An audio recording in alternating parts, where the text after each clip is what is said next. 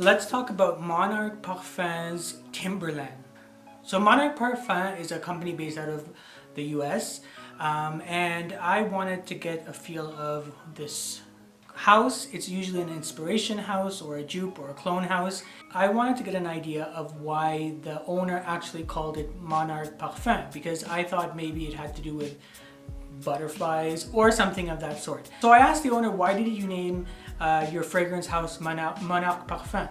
So he said that he wanted to have his house stand out in the market in terms of the bottle, in terms of the price proposition, in terms of the value, and in terms of the quality of the juice that you get from this house. So currently I have two fragrances, full bottles. One is the Royal Oud clone, and one is the one that I'm going to review today called Timberland. So this fragrance house, I would say that if you're looking into fragrance houses, sometimes you'll find fragrance houses that, if you look at a bunch of them, you'll find that they have very similar fragrances in their catalog. So, you know, you get your usual suspects like obviously Aventus, Baccarat Rouge 540, Oud Wood, but I think in regards to Monarch Parfum, they do have a catalog that not only has those fragrances, but you'll also find other fragrances which are quite obscure and fragrances that you don't usually find in other fragrance houses. So they have houses, they have a dupe of Molecule 02, I believe, and Olivier's Peoples. So, you know, it's a little bit outside of the lines of what we would usually find in a fragrance house. So I definitely recommend, if you are looking for a fragrance house, to check out Monarch Parfum. So let's get right into this fragrance. So Monarch Parfum's bottle is called Timberland.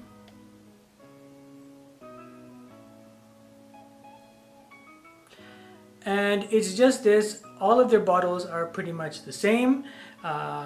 This is 100 mils. It just has a plain sticker on it. It has the notes on the side, and all of them look exactly the same. So what do you get from Timberland? Timberland is basically this fragrance. I picture myself, it's a very crisp morning. The air is very clean. It's a tad on the colder side, and you're walking through this cedar forest. And on the side of the cedar forest, on one side there's a cedar forest, and on the other side you find yourself faced with an apple orchard. And at the end, so you picture yourself, cedar forest on one side, apple orchard on the other side, and you're walking in the middle. And at the end of it, there's a spice cabinet. So you get that sense of the cedar, the prominent notes of an apple, cedar, and when you open this spice cabinet, it's full of spices. That's the feeling that I get when I wear this fragrance. So this fragrance here, if I was going to say a fictitious character was going to wear this, I would say it's Harry Hart from The Kingsman. So this is a person who has very refined manners, impeccable sense of fashion, an extensive vocabulary, you know, and this is someone who is very refined, very elegant, very cultured. This is someone who would wear this fragrance here. Now the price proposition for this fragrance is $75 for 100 mils. I've used, if you can see here, I've used quite a bit of this fragrance, and I only received this fragrance about, I would say about, I don't know, 6 months ago or so. So I've had some time to spend with this fragrance. I really do enjoy wearing this fragrance, especially if your target audience is more sophisticated and refined. I would say this is a great fragrance for those types of situations or occasions. I could see someone wearing this throughout the entire year, generally in most occasions. I can't think of a situation where this would not be appropriate. Is this fragrance rare, or is it redundant? This fragrance, I would say in my collection, it is a rare fragrance. In regards to that, what I mean is this is a fragrance that you don't find other fragrances that have this similar composition. So don't get me wrong, if I was going to compare this fragrance, this is an inspiration of Creed's Spice and Wood. And my story with Spice and Wood is that I had a sample and I used it and I found that it was this fantastic fragrance. It has this great fresh opening and then it turns into the spices that you get from Creed Spice and Wood.